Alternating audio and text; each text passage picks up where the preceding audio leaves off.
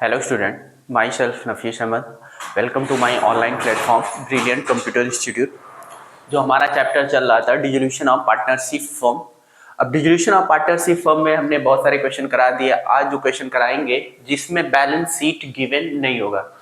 अगर balance sheet question में mention नहीं है, नहीं दिया हुआ है, तब हम लोग कैसे डिसोल्यूशन में बैलेंस शीट प्रिपेयर करेंगे, फिर रियलाइजेशन अकाउंट प्रिपेयर करेंगे, फिर पार्टनर्स कैपिटल और बैंक अकाउंट। तो हम लोगों को एक अकाउंट और प्रिपेयर करना पड़ेगा जब बैलेंस शीट क्वेश्चन में मेंशन नहीं होगा।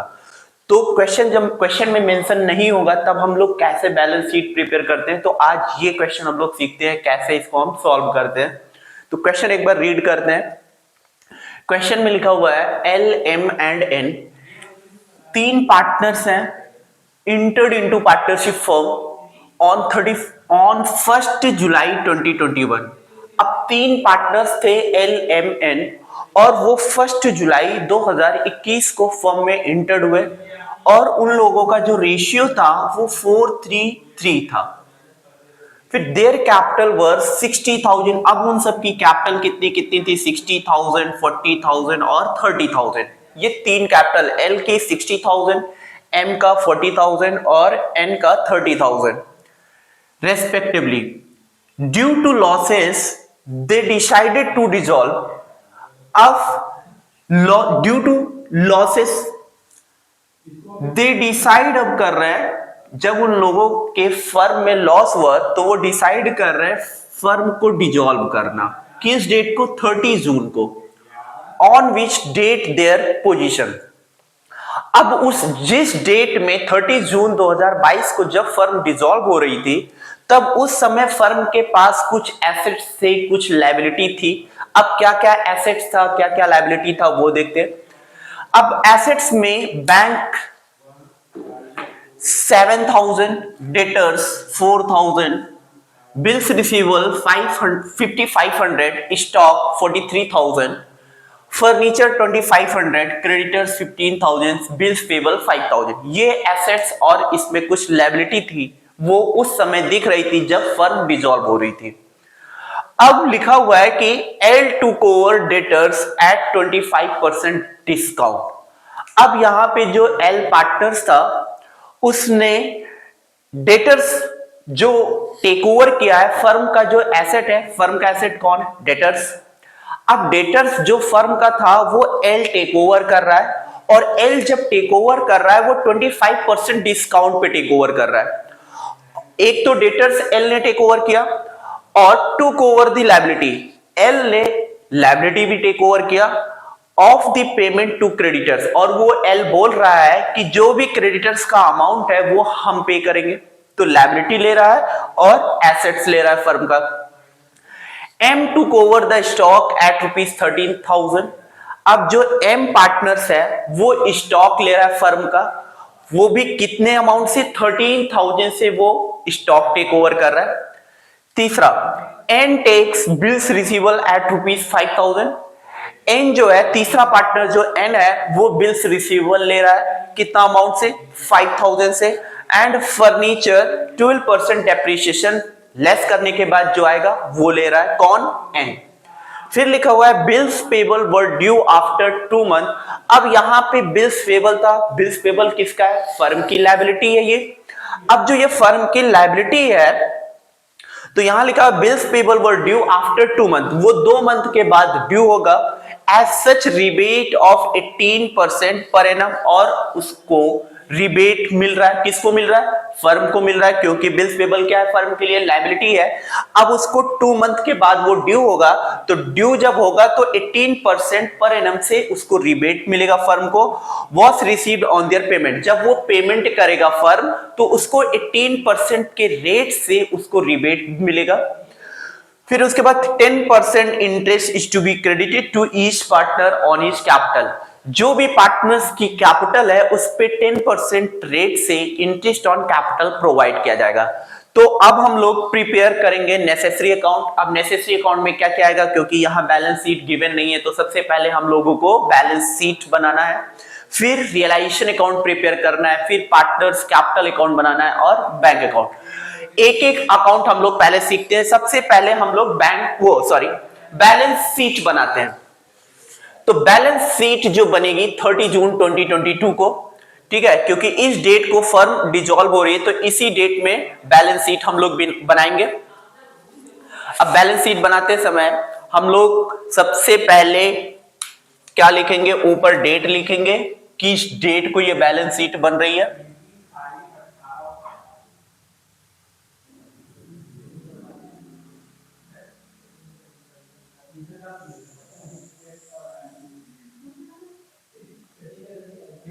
अमाउंट का कॉलम हो गया, ये एसेट्स का कॉलम हो गया, ये अमाउंट का कॉलम, और ये लायबिलिटी। तो यहां लायबिलिटी लिख देते हैं, यहां अमाउंट, और यहां लिखेंगे बैलेंस शीट, बैलेंस शीट। और यहां डेट लिख देंगे, डेट कब, 30 जून 2022 को, as at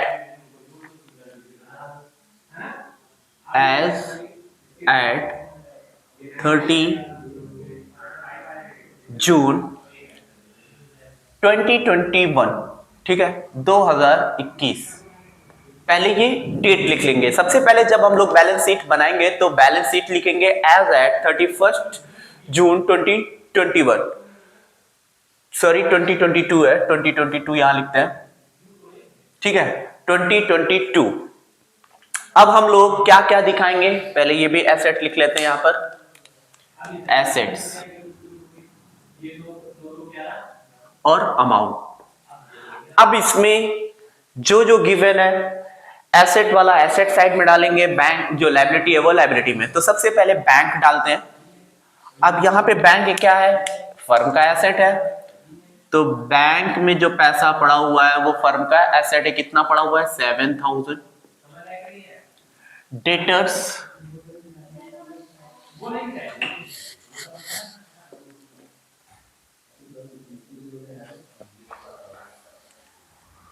bank debtors, debtors में 4,000 पड़ा हुआ है। फिर उसके बाद bills receivable, bills receivable, bills receivable में पड़ा हुआ है 5,500। फिर स्टॉक लिखा हुआ है, स्टॉक में गिवन है 43,000। फिर उसके बाद फर्नीचर,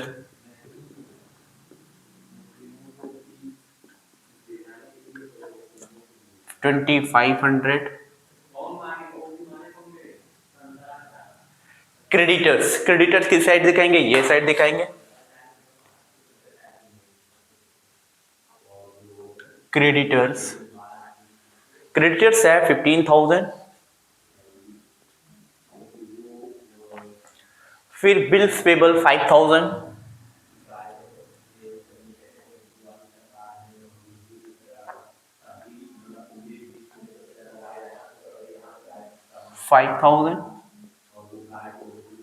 अब कैपिटल जो दिया हुआ है ये पार्टनर्स का, वो दिखा देंगे कितना कितना, 60 40 30 लिखेंगे partners capital.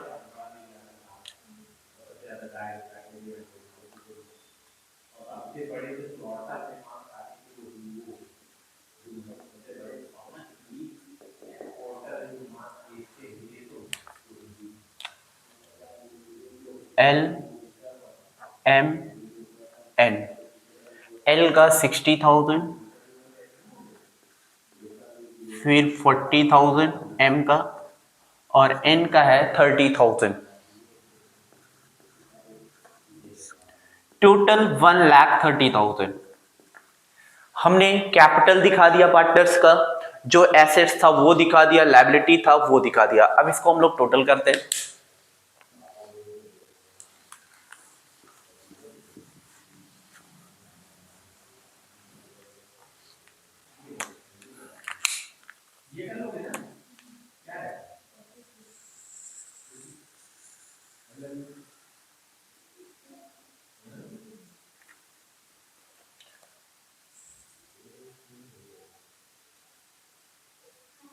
Total 1,30,000 liability side plus 5 1,35,000 plus 15 1,50,000, ये साइड आ रहा है 1,50,000। लाइबिलिटी साइड जो आया 1,50,000 और एसेट साइड 7,000 प्लस 4 11,000 11,000 प्लस 43 कितना आया 54,000 कितना कितना 7,000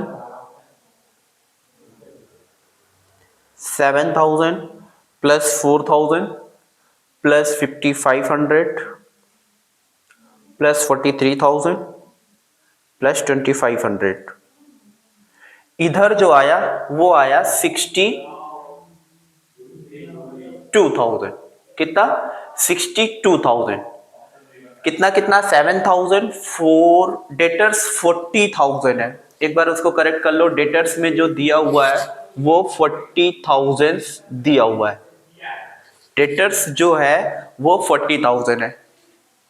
हमने यहाँ पे कितना लिखा डेटर्स में 4,000, इसको करेक्ट कर लो 40,000, तो डेटर्स में 40,000 है, डेटर्स है 40,000, तो ये आया 98,000।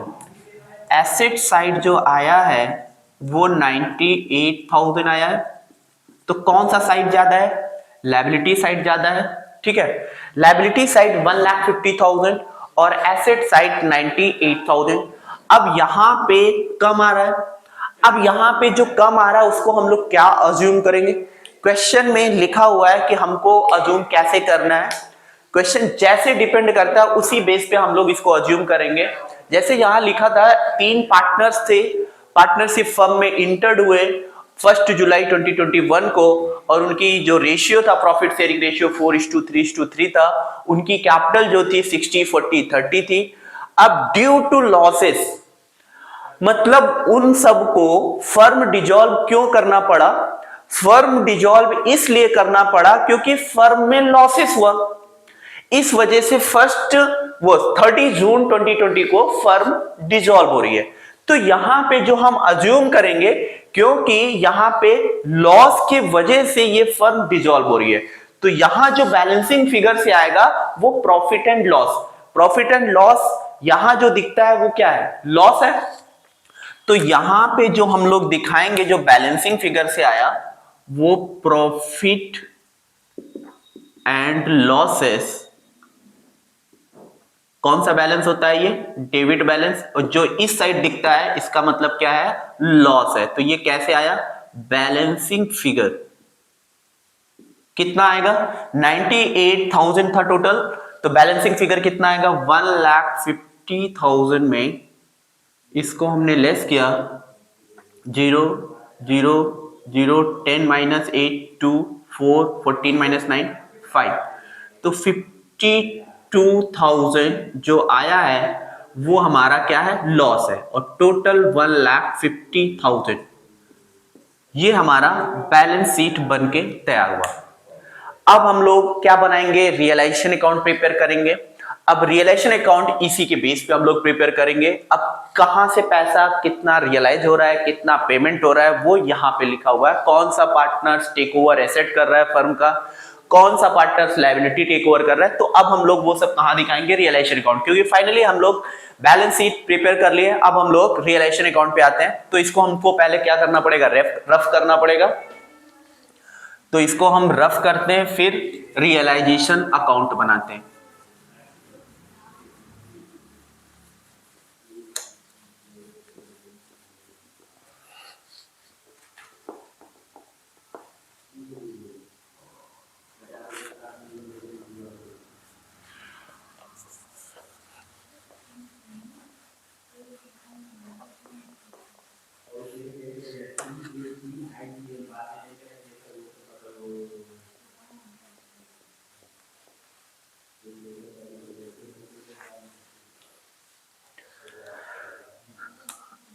फॉर्मेट पहले बना लेते हैं रियलाइजेशन अकाउंट का।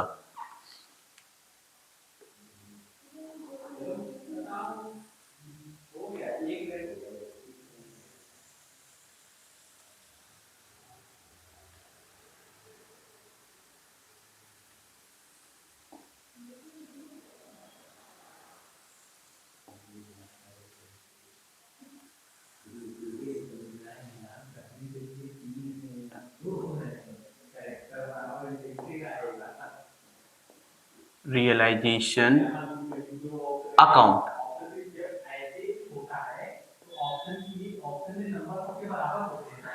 अमाउंट लिखेंगे, फिर पर्टिकुलर, फिर उसके बाद अमाउंट, फिर पर्टिकुलर। अब सबसे पहले हम लोग क्या करेंगे, जो भी हम लोग अभी बैलेंस शीट प्रिपेयर करे थे वहां से जो एसेट होगा उसको क्लोज करेंगे, जो लायबिलिटी होगी उसको क्लोज करेंगे। तो एसेट्स में जो अभी हम लोगों ने बनाया था, प्रिपेयर किया था, तो एसेट्स में क्या क्या था। एसेट जब क्लोज करते हैं तो किस साइड दिखाते हैं, ये साइड डेबिट साइड, और लायबिलिटी क्रेडिट साइड क्लोज करते हैं। तो एसेट्स में सबसे पहला जो था बैंक बैलेंस था। क्या बैंक बैलेंस को हम लोग यहाँ पे क्लोज करेंगे। हमने बताया था कि एसेट्स में ये इंक्लूड नहीं होता है, तो बैंक बैलेंस को हम यहाँ पे क्लोज नहीं करेंगे, क्योंकि ये बैंक बैलेंस का अकाउंट जब बनाएंगे बैंक का, तब वहां पे ओपनिंग बैलेंस उसको वहां दिखाएंगे। तो बैंक बैलेंस यहाँ पे नहीं लेना है। डेटर्स लेंगे 4000, तो लिखेंगे पहले टू डेटर्स। डेटर्स कितना था 4000, तो 4000 से इसको हमने क्लोज किया। फिर उसके बाद बैलेंस शीट में हमारे पास जो था बिल्स रिसीवेबल था, तो बिल्स रिसीवेबल को क्लोज करेंगे 5500 से। टू बिल्स रिसीवेबल 5500 से क्लोज किया। फिर उसके बाद जो था बिल्स रिसीवेबल के बाद स्टॉक था। डेटर्स 4000 है, 40000 से था, याद रखना वो 40000 है। डेटर्स 40000 से मैंने क्लोज किया। बिल्स रिसीवेबल 5500 और स्टॉक जो था 43000 से। फिर उसके बाद फर्नीचर 25,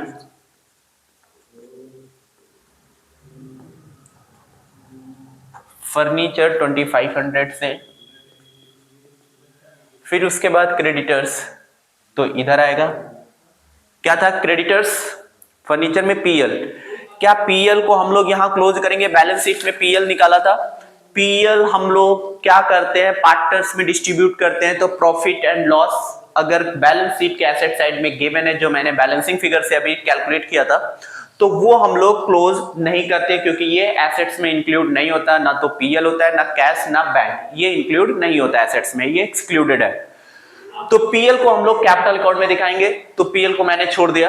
अब हम लोग लायबिलिटी साइड आते हैं। लायबिलिटी साइड क्या क्या दिया है, सन्ड्री क्रेडिटर्स और बिल पेबल, तो इन दोनों को क्लोज करते हैं, सन्ड्री क्रेडिटर्स और bills payable. By sundry creditors, sundry creditors दिया हुआ है 15000। फिर उसके बाद बिल्स पेबल दिया हुआ है by bills payable. Bills payable जो दिया हुआ है वो 5000 से दिया हुआ है। तो जो एसेट्स था वो मैंने क्लोज कर दिया, जो लायबिलिटी थी वो क्लोज कर दिया। अब हम लोग डायरेक्ट आते हैं एडजस्टमेंट, जो एल टूक ओवर। एक एक पढ़ते हैं। लिखा हुआ कि L took over the debtors at 25% discount. अब एल कौन है, पार्टनर्स है।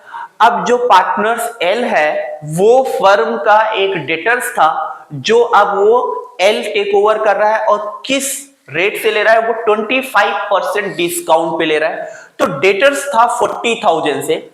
डेटर्स जो था हम लोग बैलेंस शीट में जो दिख रहा है वो 40000 से डेटर्स था। अब 40000 से डेटर्स था, उसमें से 25% डिस्काउंट पे टेक ओवर कर रहा है। तो 25% कितना आया जो डिस्काउंट टेक ओवर कर रहा है, तो 00 25 इंटू 4 100 और 2 जीरो, तो 10,000 रुपए ये डिस्काउंट आया।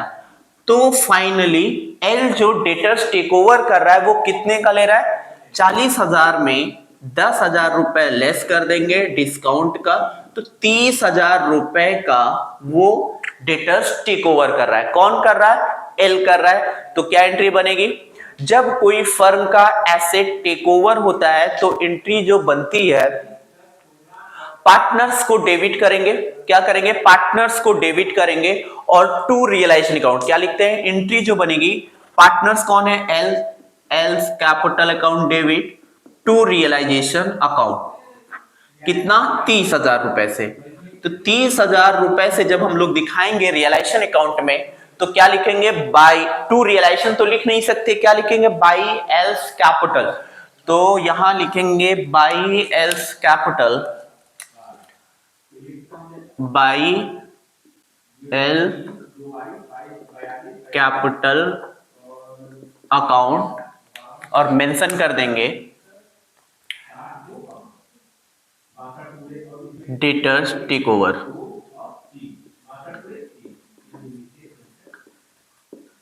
टेक ओवर कितना अमाउंट से, 30,000 से। अब डेटर्स टेक ओवर क्या, एल ने डेटर्स लिया 25% डिस्काउंट पे और उसने लायबिलिटी भी लिया। अब लायबिलिटी क्या था, क्रेडिटर्स था। अब वो जो क्रेडिटर्स, फर्म का जो क्रेडिटर्स था वो तो फर्म की लायबिलिटी थी। अब एल बोल रहा है इसको भी मैं पेमेंट करूंगा, तो ये लायबिलिटी भी टेक ओवर कर रहा है। तो लायबिलिटी टेक ओवर होने की एंट्री क्या होती है, जब एसेट टेक ओवर होता है तो एल्स को डेबिट करते हैं और टू रियलाइजेशन, लायबिलिटी जब डेबिट लायबिलिटी टेक ओवर करेगा तो realisation account debit to L's capital. अब कितने से डेटर्स था, डेटर्स जो था क्यों सॉरी क्रेडिटर्स जो था वो 15,000 रुपए से था। अब 15,000 रुपए का ये लायबिलिटी भी टेक ओवर कर रहा है एल, तो ये किस साइड दिखाएंगे, एक तो यहां एसेट टेक ओवर किया, एसेट टेक ओवर करेगा तो क्रेडिट साइड दिखाएंगे, अगर पार्टनर लायबिलिटी टेक ओवर करता है तो हम लोग यहां दिखाएंगे, क्या लिखेंगे, टू एल कैपिटल अकाउंट और मेंशन करेंगे क्रेडिटर टेक ओवर।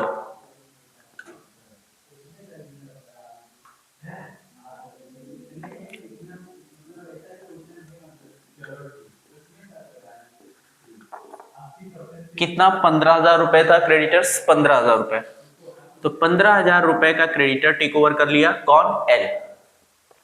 अब उसके बाद दूसरा पॉइंट पढ़ते हैं। अब दूसरा पॉइंट क्या लिखा हुआ है, दूसरा पॉइंट लिखा हुआ है M took over, M took over the stock at ₹13,000। अब बैलेंस शीट में देखते हैं कि स्टॉक कितने से था, स्टॉक जो था वो 43,000 से था। अब स्टॉक 43,000 से था और स्टॉक कितने में टेक ओवर कर रहा है, एम 13,000 से। तो अगर कोई फर्म का एसेट है और पार्टनर्स टेक ओवर कर रहा है तो किस साइड दिखाते हैं, क्रेडिट, तो क्या लिखेंगे, बाई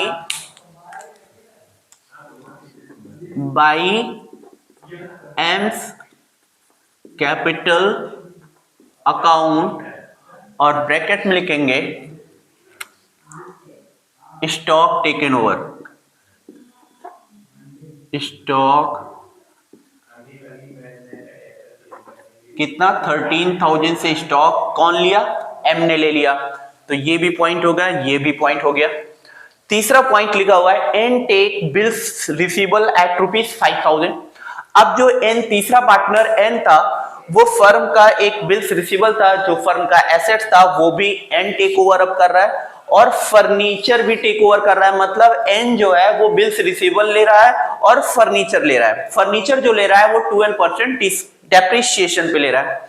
तो यहां पे बिल्स रिसीवेबल चेक करते हैं कितने से था, जो हमारे एसेट्स में दिख रहा था बिल्स रिसीवेबल वो 5,500 से था और जो बिल्स रिसीवेबल ले रहा है वो कितना अमाउंट से ले रहा है, वो 5,000 से टेक ओवर कर रहा है। जो बिल्स रिसीवेबल था 5,500, अब वो जो एन टेक ओवर कर रहा है वो 5,000 रुपए में बिल्स रिसीवेबल ले रहा है और फर्नीचर जो टेक ओवर कर रहा है वो 12% डेप्रिसिएशन से। तो ये क्या है, फर्म का एसेट है, तो किस साइड दिखेगा टेक ओवर वाला, ये साइड दिखेगा, क्या लिखेंगे, बाई एल्स कैपिटल अकाउंट और लिखेंगे एक ही में हम लोग मेंशन कर दे रहे हैं bills receivable and furniture taken over. अब बिल्स रिसीवल 5,000 रुपए का बिल्स रिसीवल लिया, प्लस फर्नीचर था 2500 और उस पर 10% डेप्रिसिएशन लेस करके ले रहा है, तो कितना आया 250। तो फाइनल जो रिसीव करेगा वो 2250 रुपए का एसेट टेक ओवर कर रहा है। तो 2250 प्लस कितना 2250 कितना था 25,000 था या 22 वो था, जो हमारा फर्नीचर था वो 2500 से था, तो 2500 कितना हो गया, हाँ, तो यहां पे कितना आया 10% डेप्रीशिएशन जो चार्ज किया वो कितने मंथ, एक साल का लगेगा या 6 मंथ का? क्यों? क्योंकि 1 जुलाई को बिजनेस में वो इंटर्ड किए थे, तो 1 जुलाई को जब इंटर्ड किए थे तो उनका डिजॉल्व जो हुआ था वो जून को हुआ था। तो यहां पे जुलाई अगस्त सितंबर अक्टूबर नवंबर दिसंबर जनवरी फरवरी मार्च अप्रैल मई जून कब लिए थे? जुलाई अगस्त सितंबर अक्टूबर नवंबर दिसंबर जनवरी फरवरी मार्च अप्रैल मई जून। कितना आया? एक साल ही तो आया जुलाई से। जुलाई अगस्त सितंबर अक्टूबर नवंबर दिसंबर जनवरी फरवरी मार्च अप्रैल मई जून 12 मंथ। तो 250 ये डेप्रीशिएशन। तो एक बार कैलकुलेट कर लेते हैं टोटल ये कितने का लिया। एक तो कितने का एसेट था 5,000 रुपए का, 5,000 रुपए का उसने क्या टेक ओवर किया था, 5,000 रुपए का उसने बिल्स रिसीवेबल जो 5500 का था वो 5,000 में लिया, और वो क्या और टेक ओवर किया है, टेक ओवर जो उसने किया है वो फर्नीचर लिया है। तो फर्नीचर जो दिख रहा था वो 2500 से, तो 2500 का डेप्रीशिएशन कितना है 12% है, हमने 10% चार्ज कर दिया, ये चीज ध्यान रखना, ये 12% है। तो 2500 का जो डेप्रीशिएशन निकलेगा 12% 0000 25 इंटू 10 250 और 25 इंटू 2 कितना हो गया 50, तो 300 रुपए डेप्रिसिएशन निकला। तो 2200 रुपए में वो ले रहा है। टोटल जो फर्नीचर था 2500 रुपए का, 300 रुपए डेप्रिसिएशन को लेस करने के बाद जो बचा वो 2200 रुपए का, और 2200 रुपए का उसने फर्नीचर टेक ओवर किया और 5,000 रुपए का उसने बिल्स रिसीवेबल। तो टोटल 5,000 और 2200, 5,000 का क्या था बिल्स रिसीवेबल था और 2200 रुपए का फर्नीचर, तो टोटल 7,200 से ये दिख रहा है। अब bills payable were due after 2 month, as such a rebate of 18% per annum was received on their payment। अब ये क्या लिखा हुआ है, यहां ये लिखा हुआ है कि बिल्स पेबल 2 मंथ के बाद ड्यू होगा, और 2 मंथ के बाद जब ड्यू होगा तो 18% पर एनम से रिबेट मिलेगा, और जो बचेगा उस अमाउंट को हम लोगों को मतलब फर्म को पेमेंट करना पड़ेगा। तो बिल्स पेबल जो दिख रहा था वो 5,000 रुपए का दिख रहा था, बिल्स पेबल जो है वो 5,000 रुपए का। 2 मंथ के बाद जब हम लोग फर्म जब 2 मंथ के बाद बिल्स पेबल पेमेंट करेगा तो उसको 18% से रिबेट मिलेगा फर्म को, तो 18% लिखेंगे, और 2 मंथ 6 3 जा और 6 2 जा 2 कैंसिल, 150 का रिबेट मिलेगा। तो फाइनल बिल्स पेबल कितना पेमेंट जाएगा बिल्स पेबल का, तो 5,000 रुपए था, 5,000 में रिबेट जो फर्म को रिसीव हुआ 150 का, तो 5,000 में 150 लेस करेंगे, जो अमाउंट बचेगा 4,850 इस अमाउंट को पे किया जाएगा। ठीक है, तो यहां लिखेंगे to bank account of paid bills payable, payment